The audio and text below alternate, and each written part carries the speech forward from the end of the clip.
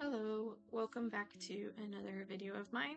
I was gonna wait until next week to post a new video, but I figured while I was trying to get this channel up and going, I would post a lot of videos on my process and practicing and how often I draw and paint and all that stuff, and just draw and paint with me videos.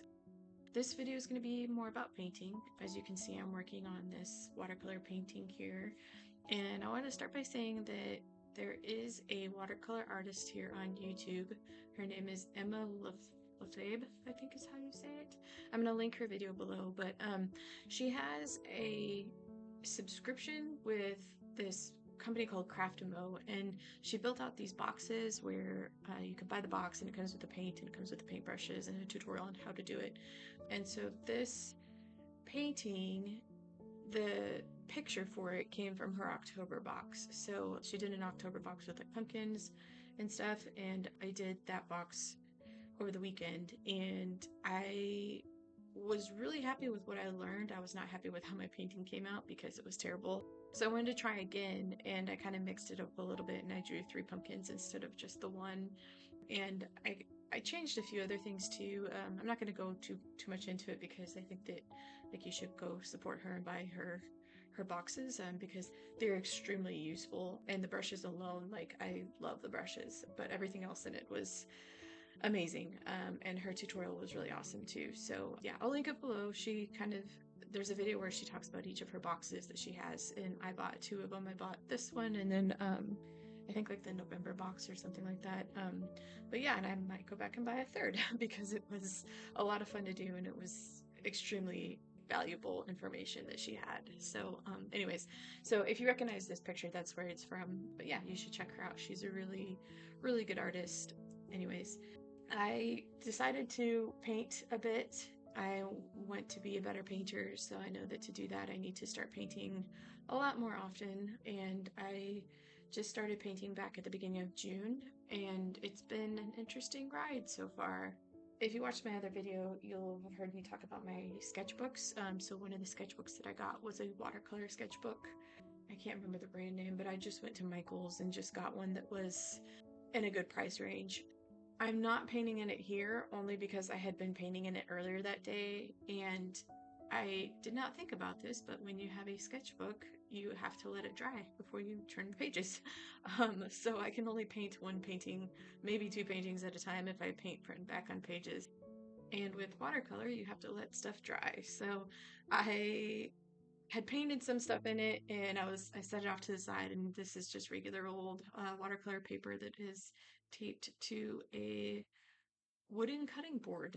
um, it's a very long story as to why I had the wooden cutting board, but yeah, so it's a very useful. I use painter's tape and this wooden cutting board, and it's been amazing. So I am having a lot of fun exploring watercolor. I wanted to start painting because of color theory. I do a lot of my art digitally, and while that's all good and well, I am struggling with a capital S with my color theory. So I decided that I wanted to try painting to see if that helped me get any better at it. And so far, it's been really beneficial. It's been really interesting, and it's been a lot of fun to explore with the paints and just kind of see what they can do and stuff. What is also really fascinating is that with watercolor, you start with the lightest colors first, and then you layer on to the darkest, which is completely new for me. So it's been an interesting ride so far. I like to paint with a lot of heavy colors, and a lot of my art has a lot of like heavy, super saturated, thick colors. And you don't really do that in watercolor. So I'm trying to learn a lot about brush control and proper water handling and all that stuff. This painting that you see, I am proud of it because I've only been painting now for maybe 3 weeks. So to get to this level of understanding, I'm happy. I'm really proud of myself because it has been really interesting to try and find some good tutorials. And there's a few artists that I really like that are painters, and I'll link them below because they've had a lot of really good and really useful information. And so I've been watching a lot of their videos. So yeah, so I'm enjoying painting. I also bought a gouache set. It's the other painting that you see all over Instagram, and Those are interesting because I did not know that they were similar to watercolors. So I haven't really dived into those too deeply just yet, but I feel like that's probably going to be a little bit closer to where I'll end up just because I do like really heavy colors. And not that you can't get heavy colors with watercolor, but I just don't know. I'm still learning. I have a lot to learn and I am enjoying the ride so far. It's been really, really insightful. So anyway, so yeah, so what you see me do here is I painted with watercolor and then I completely overworked it, by the way. Like, I do know that I overworked this piece. I should have stopped a while back. But at this point, I was more just experimenting and just kind of seeing what would happen if I added different elements to it. And so one of the things that I wanted to experiment with was the colored pencils. And the colored pencils I thought were a really interesting addition. Again, I know that it's overworked, but it was really interesting to see the texture on it and to see that extra depth the color pencils could add to it if I had done it correctly. um, but yeah, I'm still in the exploratory phase and I'm okay with that. I am not a good painter and I'm okay with that too because I just started. So it would be really bizarre if I was a good painter this early. Like, that would not be a thing. So I'm happy with this piece. I know that it is not my best, but it's a stepping stone and where I want to go. So, when I finished this piece, I actually started on another one.